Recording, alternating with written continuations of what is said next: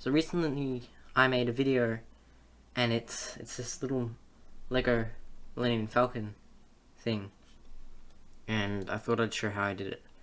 So I have this program here. I'm just gonna make it full screen first. Okay. Alright, so it's full screen now. So I made this thing. It's the Millennium Falcon microfighter. So I have the set. I might get a photo of it, but I'll grab it now. And it's a little Millennium Falcon Lego set. And I wanted to try and do a stop motion of it, but the camera was picking it up funny. I don't know why, but it was very blurry. Trying to figure out how to fix that, but so I thought, why not make the whole thing digital? So I opened up stud.io and I built this. It's an exact replica, and now I'm going to show how I did it. So the first thing I did was I got the instructions. So I went to Lego website. So hang on, I'm just gonna get up the Lego.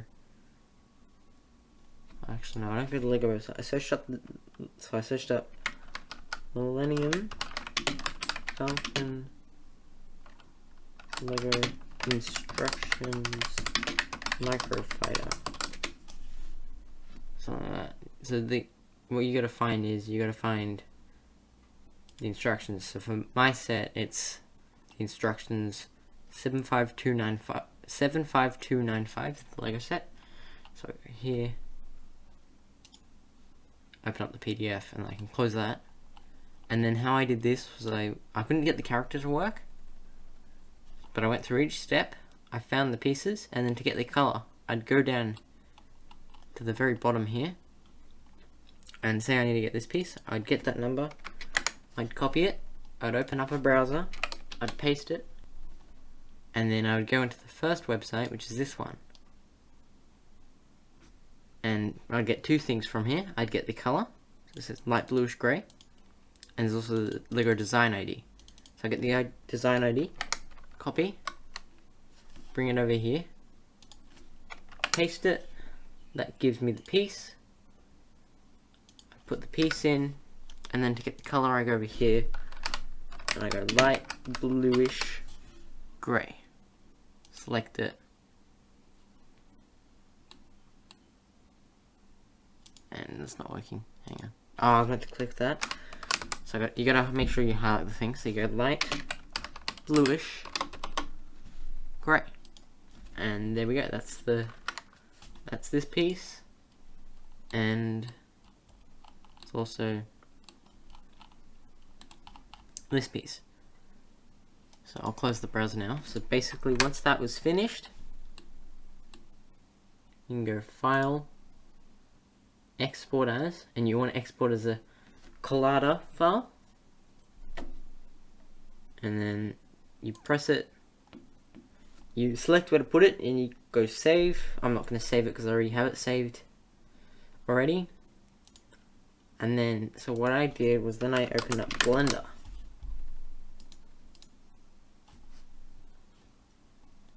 And you go File, Import, Collada, select it, import. It imports it. It's upside down for some reason. I think I was doing some research, and apparently it had to do with like flipping the Z-axis. So what I just did was I went, typed in 0. Didn't work because you have to get rid of the cube first. So you just gotta make sure you don't highlight anything you don't want. So I would personally grab these things and just move them out of the frame. Select all these. Z-axis. Not working.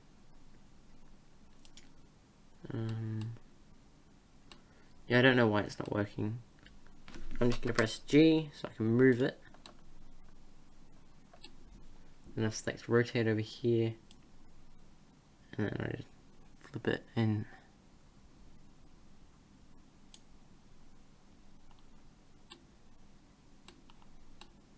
Yeah, basically you just rotate the green one, which is Y, Z.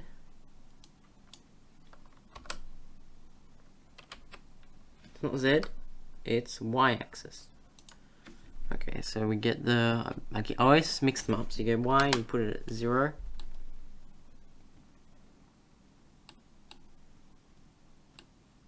And so basically, it's still on an angle. I don't know why it's on an angle. I'll have to try and figure that out. But then what you have to do is, for each individual piece, you got to select it. You got to go over here to the material properties, and it says solid black. So then what you need to do is you go back onto Google, and there's another website called rubricable.com/colors. You go to that one. I'll put a link to it in the description, and then you search up black, and then see it says RGB. You grab that, so that's the one there. So the solid just means it's not a transparent. And you go to the base color, hex, paste it in, okay, and there you go. That's how you do all the colors. And then for these things, I made them so that they emit light. And to do that, what you have to do is you don't use the trans clear. You add a new one. You remove the trans clear. And then you go new material. You want it to be emission. And then once it's emission, you can change the strength. I like 30 for my strength. And then pick the color, so it can be anything, any color you want. Once you have that all sorted, you might want to add in a light. That's what I did, I got a light. Move the light wherever you want, and then you also want a camera to render. Just because it's easier at the moment, I'm just going to not bother with getting a perfect camera, because the aim of this isn't to get it perfect, it's just to show how to do it. Then you want to press F12 on your keyboard to have a look at the render thing, and you want to line it up with the thing. If you want to move the camera, you press G, or like G, Y, X, Z, any of those make it move. I might do another tutorial on the basics of Blender, but pretty much that's how it works. I'm not going to save this, however what I am going to do is I'm going to reopen Blender, and I'm going to open up the Blender file I had earlier, which is, so once you're done with that file, you want to save it as a Blender file. So this is my finished product. If I press F12, this is what I render out. And then if you want, you can do whatever you want with it. For me, I got it, and I removed the background, and then in my editing software, which is Shortcut, and then I used it and just animated it with like the size, position, rotate filter, which I'll show now.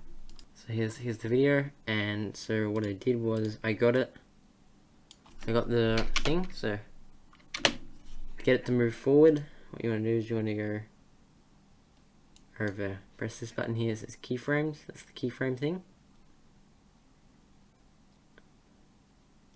I don't want to press it because it'll remove it, so I'm going to press this thing instead.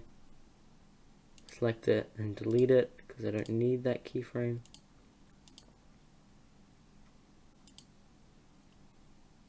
Press that so it fits full thing, but pretty much you want to have a keyframe at the start, that's 0.1%, and I typed in 150, it says 148 there, I'm not sure why, maybe because I'm not quite at the end.